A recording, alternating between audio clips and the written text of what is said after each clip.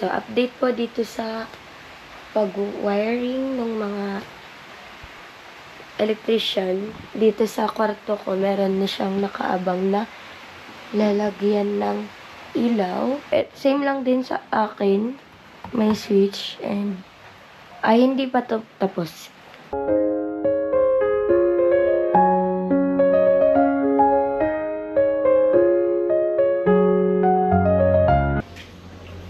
Master Chef tayo today. Sarapan mo yan. Sarap talaga to. Masarap kasi. Oh? Hindi na naman ito magagamit eh. Hindi ito magagamit dahil meron na isang tulay ito sa may hagdan. Kaya gagawin namin.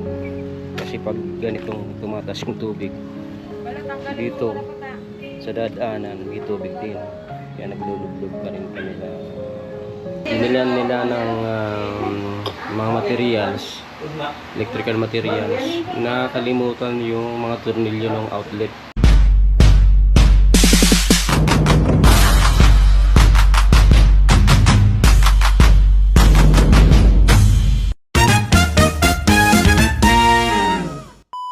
So, isang rainy morning po sa inyo mga kagwani dahil hindi natin inaasahan na mas lalo pang tumaas yung tubig pa dito sa harap namin at sa likod.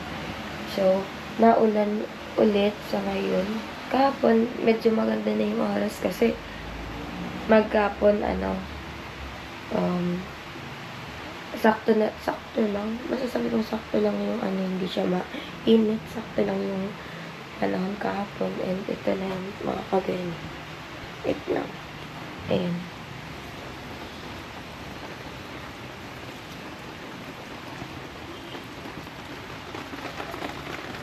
Dun sa likod, pinasok na nga ng tubig.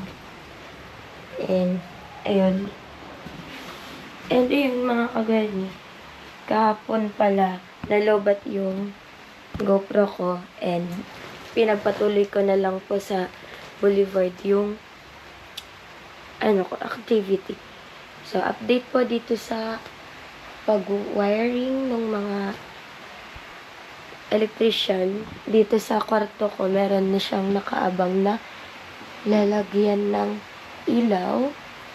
Ayan, okay na yan. Ito, may saksakan na switch. Ito, sa wifi, may sariling saksakan. Tapos, switch yan ng ilaw sa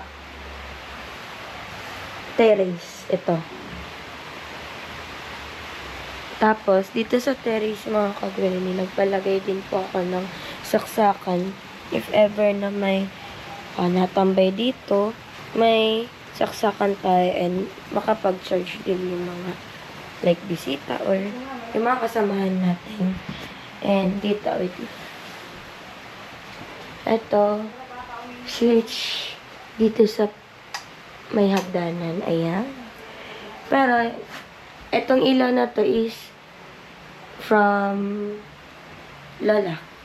Dun kay Lola. And nakakonect pa rin to dun kay Lola itong ilaw na to. Tapos ito, yan. Yan yung breaker. And bisitahin rin natin dito sa kwarto ni ate. So, same lang din sa akin. May switch. And hindi pa to tapos. Ayan, hindi pa nila natatapos. Bali, tapos pa lang nila dun sa, sa terrace and sa kwarto ko.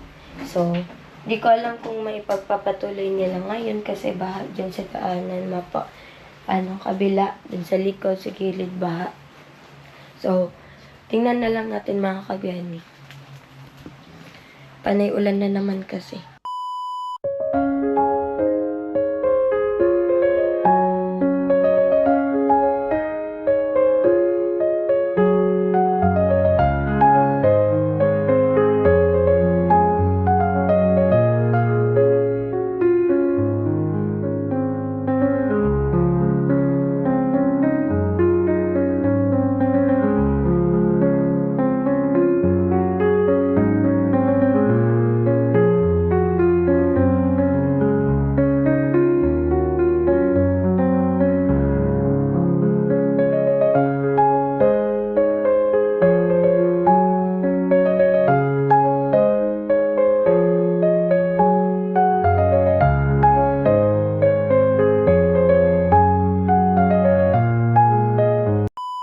tuloy po ang pagkabit ng mga wires dito sa bahay. And ito, baha dito sa likod. Super lalim yan. And si Stacy andito. Nagluluto. Mami Stacy. Wow! Master chef tayo today.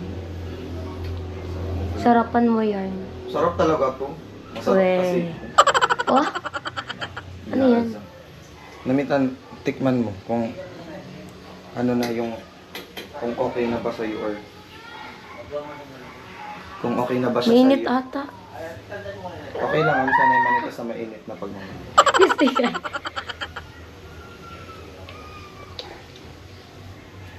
Ano pa ko lang. Okay, yung asim. Parang ako okay na yun. So, papalutuin na lang natin yung mga gulay. Yun naman kasi yun, maganda na. Marunong pa masarap pa magluto. Plus masarap pa. Oo. Arte mo naman.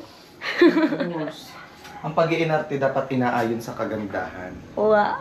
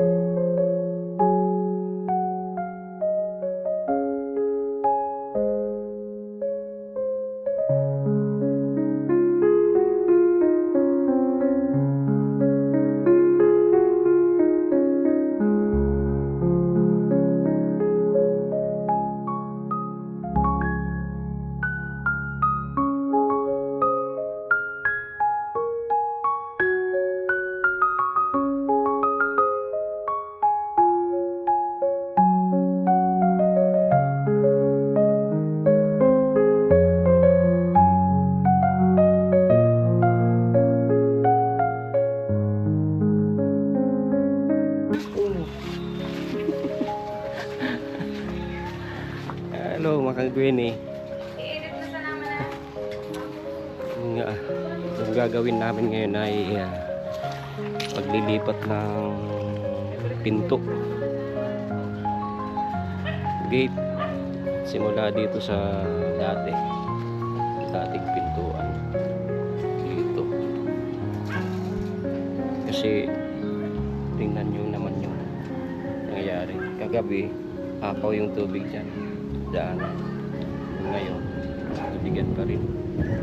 So, tapos, hindi na naman ito magagamit eh.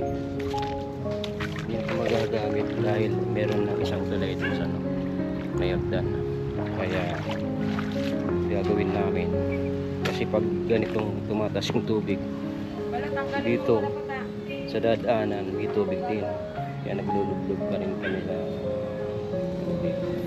Kaya tatanggalin namin yung isang pinto at gagawa ng panibagong pinto dito sa walang tubig. Ayan. Ready na yan. Katulong ako siya. Edwin. Yan ang tumulong sa akin nung ginawa namin yung tuloy.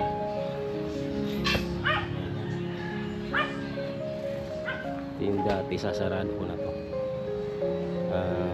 Fix ko na to. Hindi na to madadaanan dahil hindi na kailangan kasi may tubig. Kaya panibagong gate na dito sa walang tubig, sa mataas na parte ng dito punta dun sa mini gulay kasagdan. Gagawin namin fix na muna itong ano, tapos saka tatanggalin itong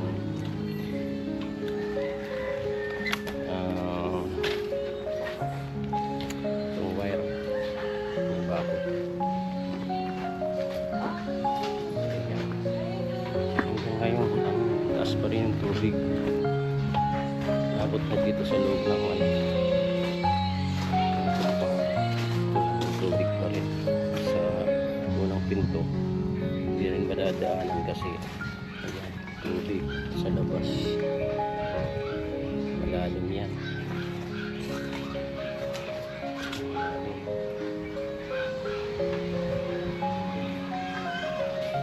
pa, hindi kayo makakadaan punta dun sa taas.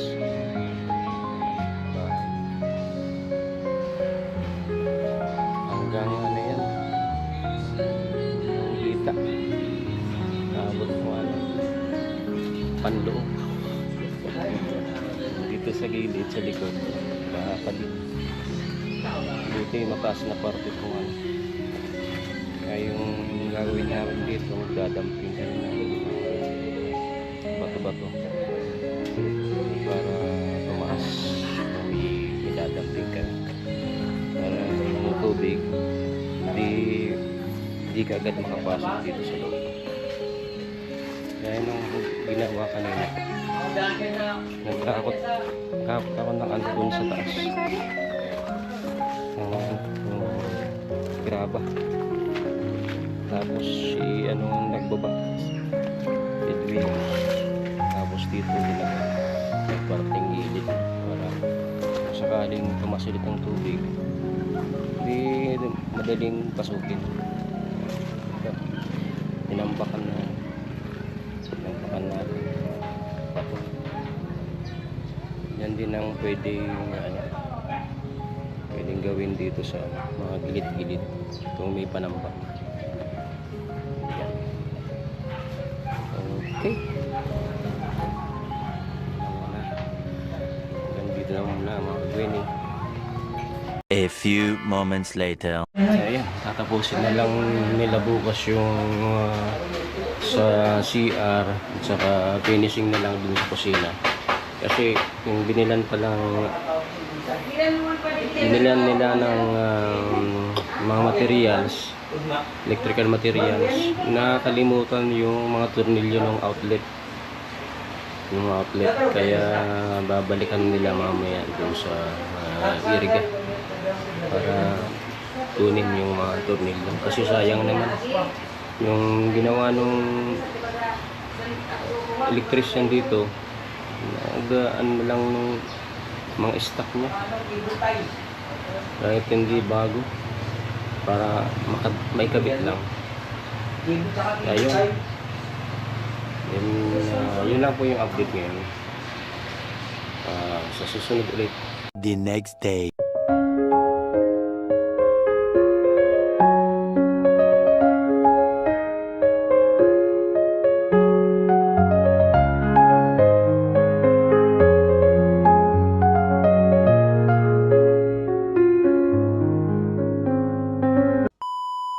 So, So, next update ko mga kagweni, yung paglakad na lang ng kuryente mismo.